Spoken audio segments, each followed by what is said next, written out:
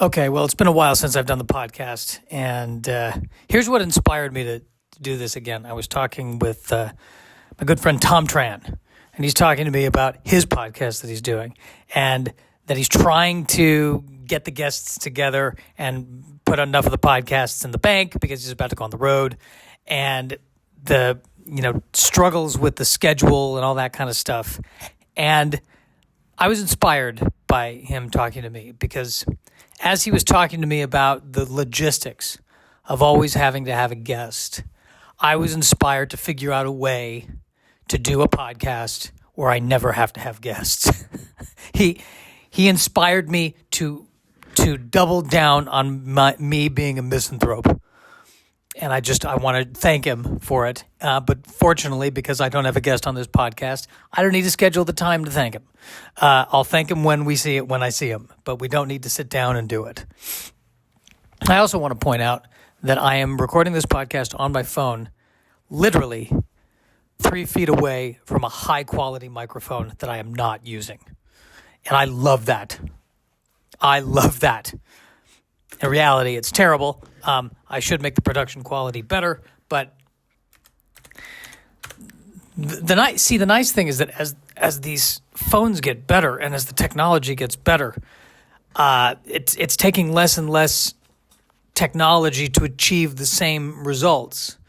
And I just for lazy people like me, this is fantastic. I can't wait until we get to the point where AI can do the podcasting for me. And all I have to do is, click send. So I am, but the agenda here, I want to start, I want to see if I can have a bit more of an agenda on these podcasts. Kind of cover some things a bit better. Make sure that there's bullet points that are always being hit. Bullet point number 1 is I want to check in. I just want to tell you how I'm feeling. Here's how I'm feeling. Yes, lonely and miserable still. That's always there. But I was just thinking about this. As I'm getting older, the desire, as it were, the libido, is beginning to slow down. And can I tell you something? It's kind of nice. It's kind of nice, like, I don't need to deal with this today. I don't need to deal with this libido thing today. I can just have I can focus. I can go to work, which is the most. It's the least romantic thing probably ever uttered by anyone, but on brand, as they say. It's kind of nice to not have to be thinking about it every 15 seconds. Now it gives me more time to podcast. But not too much time to try to schedule other guests to be on the podcast. Let's not go nuts. Let's not go crazy. So I'm dealing with that. I'm constantly. I really want to tackle fear. That's what I want to do. I want to identify everything in my life that I'm afraid to do, and just do it. And it's. It should be probably, build better interpersonal relationships, starting with, have a guest on the podcast. But I'm finding that's not, when I think about what I'm afraid to do, it's all professional stuff. It's all doing more gigs, producing more content, actually sticking to producing the podcast and putting it out there. And so I'm really wanting to confront my fears, and I think my biggest fear is hiding my opinions. Like another thing I was wrestling with is, should I get political in this podcast? And I'm still wrestling with that because what I keep hearing is that anytime somebody gets political, you're cutting off 50% of the audience. And as much as I have very, very strong feelings about the direction of this country, what I think my personal politics are, et cetera, et cetera, et cetera, the fact of the matter is I would rather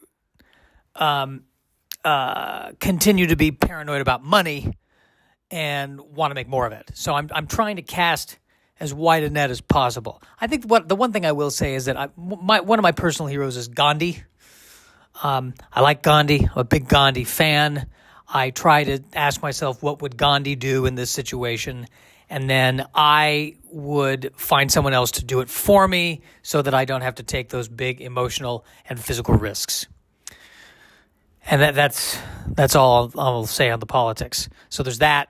I had a donut today and an eclair, which for me was a good day. Yesterday, I had Panda Express, and it destroyed my body. It destroyed my body. By the way, huge fan of Panda Express, okay? I'm not trying to poop on Panda Express, no pun intended. But I am telling you, the days of me being able to handle Panda Express, just eat Panda Express and just go about my day, those days are numbered. It was a delicious Panda Express meal. I don't even fault Panda Express with causing the gastrointestinal distress. It's just that I have a very weak stomach and I can't handle all that oil anymore. I wish I could. It's what makes it tasty. It's to the point now where I need to have, one piece of gluten-free bread that's been blessed by a rabbi and some broth, maybe, that was cooked by another rabbi. Different rooms, okay? The bread rabbi and the broth rabbi can't even share because that might cause contamination and lead to a whole bunch of problems. Special rabbi broth, that's all I can eat now. Anything else gives me distress. And the donut and the eclair. Here's what So I was like, okay.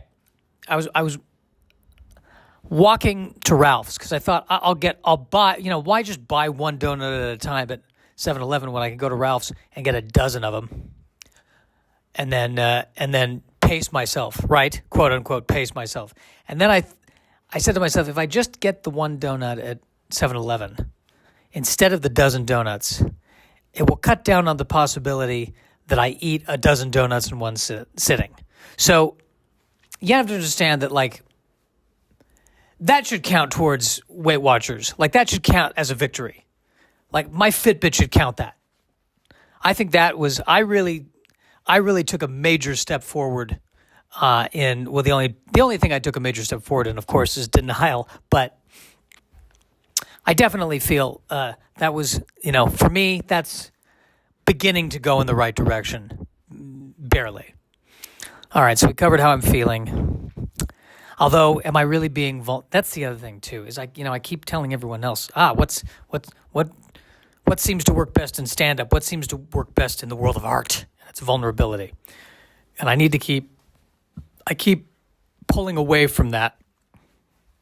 And I need to keep coming back to that, making sure, am I being as vulnerable as I can possibly be? I do dream at night of being in a relationship with somebody. I do. But I just so badly want to be able to focus on career. And maybe this is an excuse. I don't think that it is. I'm not happy with where I'm at in my career right now. If I was happy with where I was in my career, I don't feel like I've said what I needed to say yet. If I said what I needed to say, then I'd feel better about a relationship. And that could very well be, I don't know. I'm kind of calling BS on myself because if I was in a relationship, I'd have so much more material. Oh my God. If I was in a relationship, I'm so screwed up that the relationship would be so awful. I would get, my God, Last Comic Standing would be begging for me to be on the show, even though the show doesn't even exist anymore. They would, the horrors of what I would cause in a relationship because I'm so screwed up. The relationship would just die and burn, and it would be just an awful divorce, but there'd be so many jokes. I would be the butt of the jokes, by the way, and it would be. I'm not big on making fun of the other person. The other person, by living with me, that's enough of a punishment. Last thing that they would need. Here, by the way, can I just point out, I'm feeling guilty about making fun of a person who doesn't even exist. This is before the relationship has even happened. You see, this is what concerns me about being in a relationship. Just the circular thing that's going on right now is already terrifying me. And then, and then saying to myself, what if I meet someone, we get together, we get divorced, and then they reference this podcast 10 years or 20 years from now during the divorce, and they're using it as evidence. Well, he said he was screwed up right here, so obviously she should win everything. She should get everything. He's admitting that he's a terrible partner right there in the podcast. Now, I'm already worried about what could possibly happen by me admitting that now, and now I'm terrified to even put the podcast out, which tells me I need to put the podcast out because this is how nuts I am. So that's how I'm doing. That's how I'm feeling, basically. So we hit that bullet point. The other bullet point I want to start doing is I do want to start doing a segment. Dare I call it? I mean, are these even segments? I mean, you know what I mean. But I want to do some movie and TV news. Every day I check this website called darkhorizons.com, which lists movies and trailers, right? And I like reading all these articles, and I thought, what if we read them together? What if we had a shared experience here? Even though, and by we, I guess I mean me and the bots. But so there's this article here. They're interviewing Paul W.S. Anderson, who's talking about Alien versus Predator. And he's talking about the mix of practical effects and CG, and talking about what is he saying? He likes the way he did it because it was a cool mix of practical effects and CG. Yeah, those CG aliens are tricky. Like they do look better when they're real. And by real I mean a guy in a suit or a puppet. Not, I think they're real.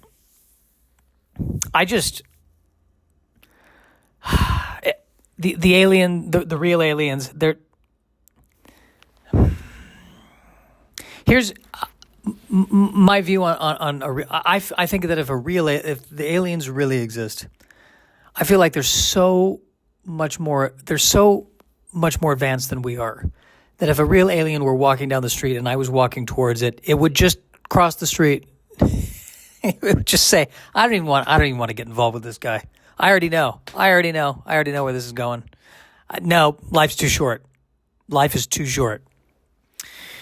Alien and aliens. Okay.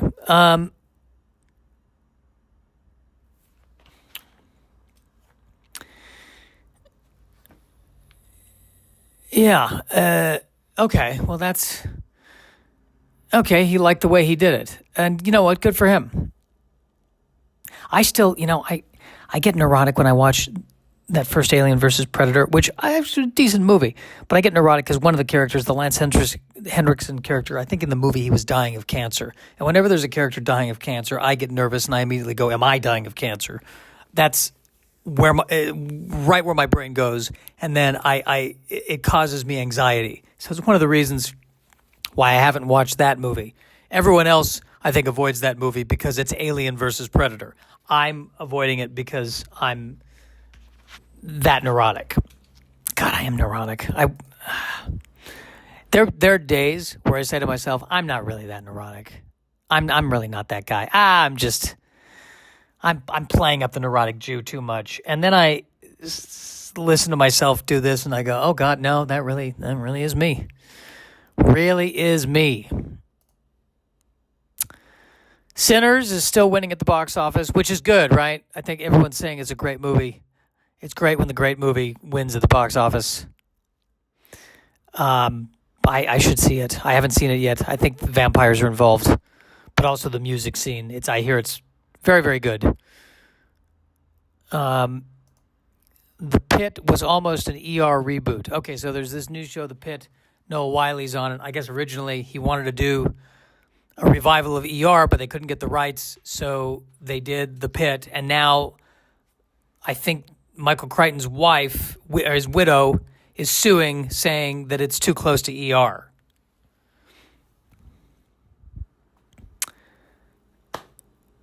All right, doctors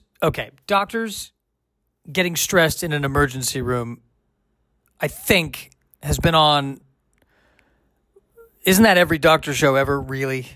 Am I being? I don't mean to be insensitive to Michael Crichton's widow here, where she's saying it's basically a ripoff of ER, but it's doctors getting stressed. I mean, what Dr. Kildare? Okay, was it as intense as ER? No, but it's. The doctor's stressed, and there's usually, I feel like there's 2 or 3 kinds of stress in every doctor show. It's I couldn't save them. I couldn't save them, Linda. That's the number 1 stress. And then the number 2 stress is, I shouldn't be sleeping with her, but I'm sleeping with her, Linda. I shouldn't be sleeping. We're both doctors here. This is a conflict of interest. We shouldn't be sleeping together, but we are sleeping together. And Linda, what am I going to do, Linda? We're sleeping together. That's the second one. That's the cause of stress. And then the third one that's the cause of stress is, well, you're new here, aren't you? Well, you're going to learn. Oh, yeah, you think you know everything. You don't know anything. Now, you were in the ER over in Poughkeepsie. Well, this is the ER in the big city. This is the big city ER. You don't know anything. You're about to learn. And then that younger person, 10 years into the series, is now that person's going, I couldn't save them, Linda. I couldn't save them. 10 years ago, I thought I could save them, but I can't save them now, Linda. And there's always a Linda. Always a Linda. And then there's there's the characters, aren't they all this, there's the attractive leading man doctor who's, we hope he gets the girl. And then there's the leading lady female doctor. And then there's, the nurse who's got the kids at home, and I'm just tired. I can't do it. There's too much. There's the kid at home, and I got to deal with all these doctors. There's that, and then there's the head of the hospital who's the older character actor, and he's like, "But we just don't have the money for this. You got to pull the plug. We don't have the money. We don't have the money. No, it's all we can't do that procedure. This hospital isn't known for that. We don't have the money for that." No, you got to pull the plug. Not at this hospital. No, not that. You do that kind of thing at the other hospital, but not this hospital. Pull the plug immediately. We don't have the money for that. We don't have the money for the plug. We can't even afford plugs right now. There are no plugs. There's no more plugs. 2 plugs per floor. That's how many plugs we can afford. I haven't watched The Pit yet. Again, similar to what I was just saying, whenever I watch a doctor show, by the end of the show, I have whatever they have. And then I'm freaking out about that. Okay, Doctor Who team on that surprise sequel. Doctor Who team on that surprise sequel. This is the most recent episode of Doctor Who, which was a sequel to an episode that was made years earlier. And I saw the episode, and it was, I gotta say, overall, the current Doctor, Nchuti Gatwa, please, I think I'm saying his name right. I apologize if I'm not. I'm a huge fan of this guy as the Doctor. I think he's phenomenal as the Doctor. He is a phenomenal actor, emotionally connected. He's funny, like everything that the Doctor is supposed to be and more. This guy is nailing it. But I do think, some of the... I'm torn because I feel like they're trying to kind of do Doctor Who the way they were doing Doctor Who when they revived it.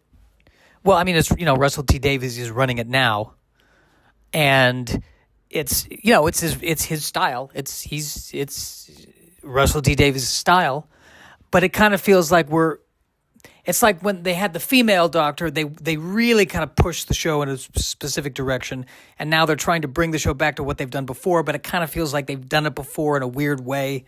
I don't know. It feels like been there, done that, and this episode kind of was a sequel to another episode that they did in terms of the bad guy is kind of the same bad guy that they've dealt with. But then again, the show's been on for 50 years. They're all the same bad guy. It's in the middle of me critiquing Doctor Who, I'm feeling guilty about the critique of Doctor Who as it's happening, because it's like, well, what do you want? The show's been on for 50 years. It is. He goes around fighting monsters. What do you want? There's only all monsters are variations on the same monster. It's just like the thing with the ER. Like, I think here's what we need to do. We need an episode of Doctor Who where he is, I think, where the villain is the concept of the medical drama is just been done before, and Doctor Who goes into the writer's room and he's like, we gotta find a way to do this differently. We gotta find a way to shake this up and make this a hospital show that we've never seen before. And then people are like, well, you should talk. You're Doctor Who. It's 50 years of the garbage cans floating around shooting people. And then Doctor Who says, well, we've never seen an episode of Doctor Who where Doctor Who just goes into a writer's room and there's no monsters and there's not even a sci-fi element. It's just me kind of helping you guys try to, shake things up a bit. And how do we do a different kind of medical drama? And then they're like, is that really going to appease the Doctor Who fans if they watch an entire episode of Doctor Who being a script doctor? That's not the kind of doctor that they want. And then the doctor is like, but we got to shake things up. And the writers are like, I really don't think you should be in here right now. And not to mention the fact that you can go through all of time and space and you're in Culver City. That's where you landed. And the doctor's like, what's wrong with Culver City? I think it's a beautiful place. And the writers are like, yeah, no, Culver City is phenomenal, but dramatically speaking, aren't there better stories that you can tell? And then the doctor gets offended. He's like, what are you saying? You can't do something dramatic in Culver City? You can't tell a dramatic story in Culver City? I think you should set this hospital show in Culver City. That's what I think you should do. I think there should be plot points where they're saying, well, yeah, it's, why am I the doctor in this ER in Culver City? I like to be 20 minutes away from the beach. What's wrong with that? I want to save people's lives, but at the same time, if I want to go to Marina Del Rey on the weekend and just look at the boats, I want to have that option. There's your medical show. And the writers are like, that is not a show concept. That is just we don't even know. That's barely even a sketch. Could you please leave? And the doctor's like, okay, well, at least we tried something. And then the doctor leaves, and that's the end of the episode. And is it the episode that Doctor Who fans want? No. But you know what? It would be a left turn, a hard left, maybe too hard of a left.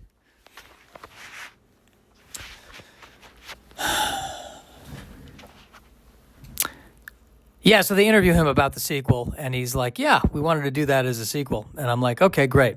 This is the episode was called Midnight. That was the original episode, and then this was the sequel to that episode. They went back to the same planet where these creatures were, and these malevolent creatures that just got to hide behind you and mess with you. They're just a bunch of mean creatures on this planet.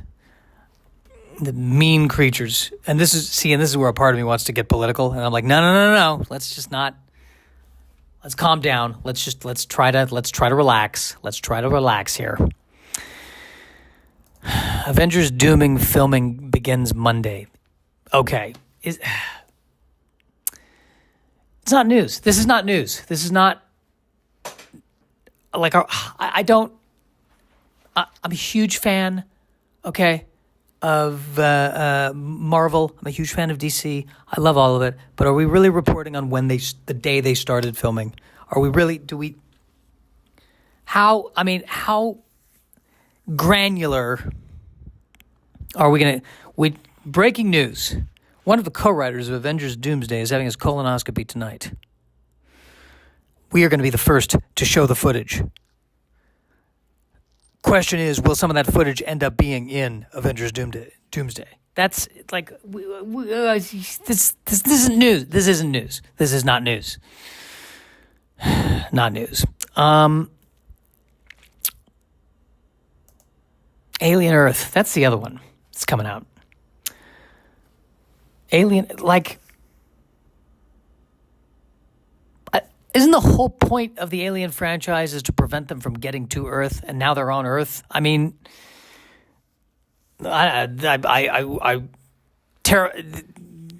there's gonna, it's gonna eventually lead to I think there's gonna be a movie where finally it's only aliens on Earth, and then they start to get together and freak out, and they form an advanced alien society, and the alien comes home, and the alien turns on the TV, and it's like, ugh, another medical drama. Can we get something original, please? Let me guess. The thing bursts out of his chest, and then they have to put him back together again. Every episode in this alien medical drama. Why are we calling ourselves aliens when we're not the aliens? They're the aliens. We know us. We're us.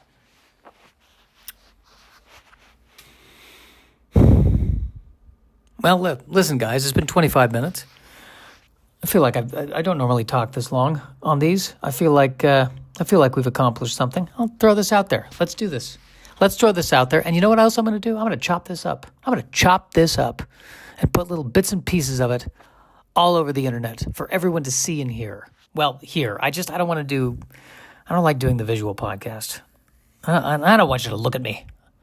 I just want you to listen to me. Just listen. All right, we're done.